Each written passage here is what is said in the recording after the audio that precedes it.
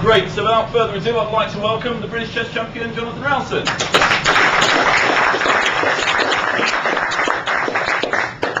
well, for the first warm-up. And an important game for me, actually. I'm glad to have seen that. Because, well, it might matter theoretically quite a lot. That's not what I'm here to talk about. Later on, you'll have a chance to ask me a lot of questions. But first, I want to ask you a few to get a sense of who you are and what you're up to. First of all, how many of you have actually pretty much read the book, or at least know the book reasonably well already? So about a handful. Okay. How many of you have sort of skimmed through it, have a taste for it, but not really sure what it's about yet? Okay, another few. How many of you have no idea what it's about whatsoever? Okay, fine. That's helpful. Also, in terms of playing strength, I'm about to show you a few positions, so it's good for me to have some rough gauge of who I'm talking to. How many of you, I don't know the English system very well, so you'll have to convert in your own minds, but how many of you are over 2,000 strength? So you've got a handful. How many of you are how many of you are over 1,600 strength, which is about 100? Most of you. Right. Okay. Right. Good. Okay. The book does a lot of things. The title is the first thing. Why on earth would you call the book such a silly thing? That's explained in the book to some extent, so I won't go on about it too much. But it grew out of the interest in the fact that we play with the white colour and the black colour in chess, and they're somewhat different. When we start with white, we develop some kind of initiative usually, and it's much easier to attack. If you play with black, we're usually on the back foot a little bit. So we have this kind of dual nature. We're not just sort of white players and black players. We've got kind of black and white nature, sort of part of the chess game. So that was where the zebra idea came from. And that's what I started to write about. But after a while I realized it wasn't what I was really interested in. I was much more interested in something I'd noticed from teaching a lot of adult players, which is that a lot of people get stuck. People play chess for a few years, they enjoy it, they get to a point, kind of impasse, where they don't really know what to do. They keep on studying their openings, they do a few little bits and bobs, but the rating stays either the same or gradually descends. How many of you hear something of yourself in that description? Right, okay, as I thought. I mean, it's every level of chess. It's not, even among grandmasters, you see this sort of like people getting stuck and then declining. And it intrigued me because in most other spheres outside of, not just chess, but in an academic subject or in many skills, you tend to get better with age. You gain experience, maybe even wisdom. You get more and more sort of fine-tuned, and you gradually learn things as you grow up. But with something like chess, it seems that the decline is the norm. Getting better with age is exceptional. It does happen, but it's exceptional. So I was intrigued by that, because I thought, well, why should that be? What is it about chess that makes it like that? And I thought about that a lot, and I don't know if I have a complete answer, but the first part of the book, the first sort of 70 pages or so, are devoted to that question. Like, why is it so hard to improve our chess? And one of the reasons I came up with is that we're not the kind of rational agents that a lot of chess books make us out to be. We have all sorts of nonsense in our heads. Everyone does. I mean, not just weaker players, but at every level of play, it seems to me, during play, there's a kind of storytelling going on in our head. There's a kind of narrative in the background of who you should be, what you should be trying to do, what's meant to happen in these situations. Did you leave the light on at home? Did you do X, Y, and Z? And I mean, it's all happening all the time. So one of the chapter headings was sort of named with that in mind. It's called psychologics. Now, obviously, if you break the word up, it's psychology, basically. But what I'm interested in is the fact that we're not really very logical creatures. My impression is that thinking logically is a real achievement. It's extremely rare. And yet, we're led to believe that chess is all about thinking logically, which in my impression just isn't at all, even at grandmaster level. So I call it psychologics, and the position I want to show you, first of all, comes from that part of the book. I should remember it from memory, but if I don't, I've got a trusty source nearby. So the opening's not so crucial. I won't dwell on that too much. But it began like this.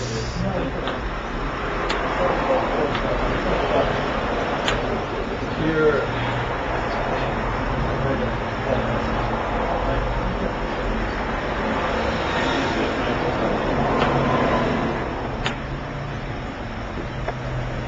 Okay, so this is how the opening game began.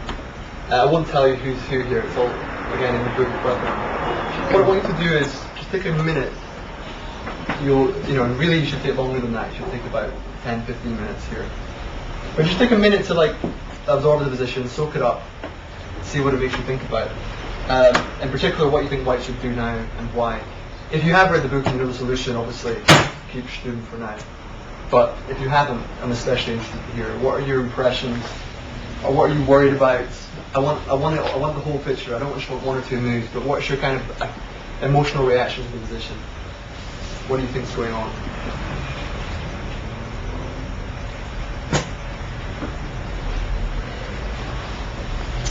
I'll give you a few pointers to help tease out a few things. Obviously, we've got a kind of open H file here. We've obviously got a few weak squares for black caused by playing G5 early. There's a so-called two bishops factor, although as I've said in many places, that's for most people that's just a very confusing issue. Two bishops, they're written about a lot, but my impression is that until you're about 2450, it's very hard to make anything with the two bishops. It's just too subtle an advantage to make use of. You gradually begin to get a feel for it, and it does really matter at the higher levels. It's almost, in some positions, like a decisive advantage in the hands of the really good player. Tony Miles actually once said the bishops are an advantage you can win with. But he's speaking about, Tony Miles level chess. He's not speaking about everyone. For most players, there's just too many other factors going on. Too many simple tactics. People are missing other more important strategic considerations. But nonetheless, it's there. So we've got two bishops. We've also got the issue of where the king is going to go. Think about that. One of the first things you should ask yourself when you see a position is, king safety. Not only immediately, but longer term. Black's obviously going to be a bit worried about casting king side. So he's probably going to try and engineer casting queen side. But not necessarily. A big part of this book is trying to get people to be less dogmatic, less fixed in their ideas of what you should be thinking during a game. It's entirely possible that in a few moves' time, white might, for instance, go bishop e2 and castle king side, and black might think, oh, I'll go knight f6 and castle king side and feel fairly safe. But, so keep all those thoughts in mind. Now, what I'm interested in is how do you start to think about the position? Where does your mind go? What's the first thing you look at? Any volunteers? Okay. I'll give you the nearest. Yeah, that's been the white bishop out to b5 in the night. Right. Just because my very basic. No, this is great. This is mentioned in the book. So why do you want to? Well, first of all, it pins the knight, keeps the bishop stuck in that. And secondly, I'm just thinking aggressive there, really my first place in their section of the board. Great. It's great, not in the sense I'm afraid that it's correct, but in the sense that it's a very good illustration of how a lot of people think. Anyone else? Is black going to the top of the centre? Is he going to play e5? Is black going to play e5? Who thinks black should be trying to play e5? Right. Not many people. Why not? Those who don't really think he should. Why is that? Block the centre, you can't block the centre, and then the two bishops won't be very good. Right, another interesting, what I call heuristic there, kind of rule of thumb coming out. For me, the issue with e5 is much more to do with this weakness. I find e5 barely occurs to me, in fact. I screen it out because you're weakening the light squares so much. But interestingly, many other players thought this as well in this other position. I was going to say something that a move that occurs to me to white is g4. Yep, g4 with idea. In case he starts f5, I mean, it's to strengthen. It seems to me white is better than the white squares. Or he's got his strength already on them. So that adds to that, and maybe at some point you can get a knight into g3 if he needs to. Yes, okay, not bad. g4 is a reasonable idea, and you're right. Bringing a knight to g3, possibly to h5 later, makes a lot of sense. But it's not. It's still not the best move. But it's a reasonable move. It's better. It's better than bishop b5. So we're getting there. So who else? Yeah. So when I first looked at this position in the book and I set it up on my set, I thought, okay, from my level, I would probably just play queen h5, castling. Right. So to set it on a reasonable square, castling queen side. Right. Queen side. And then play something like f4, and I would say on my levels that would probably work in say 70-80% of the time. Okay, interesting. Right, so it's kind of the caveman approach. Yeah. And barbarism is usually rewarded. Right. Good. Well, no, that's another good illustration of how things work. Anyone else? I'd be looking at e4. Right. Okay. E4. I mean, immediately there's a problem, right? This guy's hanging. But you want to play e4 in general. Okay, good. I had a student rated around 2000 who wanted to play knight b3 and then play e4, which is again fairly sensible, but not maybe best. Okay, the reason I ask all that is that this is what I'm getting at with psychologics. Logic can't tell you where to start your thoughts. Once you get a certain idea, you can try and follow it to its conclusion. So if you say, if you're trying to attack the king, then you should play this move. If you're trying to exchange pieces, then you should play this move. But the first bit, the if, the what on earth you're trying to do, that's not given to you by logic. That's just your own stuff. That's your own sense of priorities. And it's very hard to teach that, or to learn it, or even to acquire it through experience. And that's the biggest component of chess strength, is knowing where to start thinking, knowing how to direct your thoughts, and before they get together, before you screen out all the mistakes, is knowing where to start looking. One of my students combined a lot of those ideas. He was very afraid of e5. Not just didn't like it, but it really terrified him. Like he really thought, I've got to stop e5. As if when e5 came, the game was over. And there's two things about that are curious. One is that he saw e5 as like liberating this sort of dragon on g7, fire-breathing dragon coming into the game. The second is that he thought, I can't really close the position with e5. But why did he think that? Because he thought that this meant his bishop would become bad, right? Which is a bit obscure, but everyone at some different levels have these really, what to me seem fairly strange assumptions. But nonetheless, we all have them. And it's one of the reasons it's hard to improve, because we have to sort of unlearn these assumptions. Because those are the assumptions that get your thoughts going. And that's where all the problems stem from. Moreover, he was very concerned about black playing knight c5 and e4 when the bishop would again come to life. And he thought he had to stop that. So the way he framed it is, okay, I have to when e5 comes, I have to play d5. Right? And when I play d5, it's crucial that I don't let him go knight c5 and e4. So his logic is, therefore bishop d5. Right? I don't see the logic yet, but here's how it goes. He thinks that if black's going to go e5 and then d5, fantastic, because then he can exchange his so-called bad bishop for the knight on d7, and he doesn't have the problem with the f1 bishop, and he stops this terrible idea that he's worried about knight c5 and e4, right? But this is all nonsense, like utter nonsense. But nonetheless, it's how some people go about thinking. And in other games, he'll look like a very strong player. You give him a certain position like this, and he starts off on the wrong foot, and there's no real way back for him. It does sort of pin the knight, but when I see that, I don't really think of a pin, because I think, well, I can just go c6, right, if I want to. Now, there might be some deep idea of provoking c6 to weaken d6, maybe. But really, that's not likely to come to fruition. However, he thought c6 was okay. That suited his plan perfectly well. He'd seen c6, he still thought it was all very logical. Then he wanted to go away, say to e2, and then again he thought e5 would come. But now it's okay, you can go d5, and if c5, fantastic, he goes back. And again, no problem, he gets rid of his so-called bad bishop. But there's so many things to say about that. First of all, the bishop isn't bad. Even after e5, d5, it's not a remotely problematic piece. It's certainly not nearly as bad as this guy. Especially because white can seal the center with e4.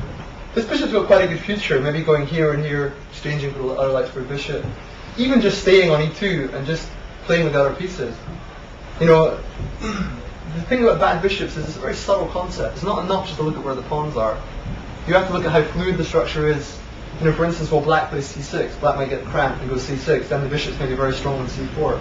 Black might go f5, and again, the bishop becomes very strong.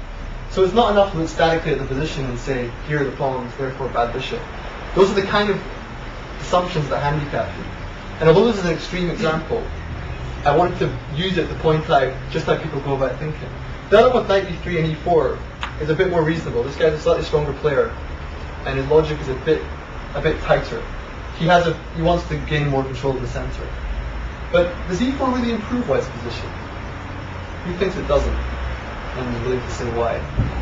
Nathan. I just think it's too simple at this stage. Right. And black hasn't declared himself. Black hasn't declared himself. It's quite convincing. Yeah. So that's fair enough. I mean, the biggest thing for me is that if you don't have a dark square bishop, you shouldn't be in a hurry to weaken your dark squares. And again, that's quite abstract. And it's not even something you should take down as a rule.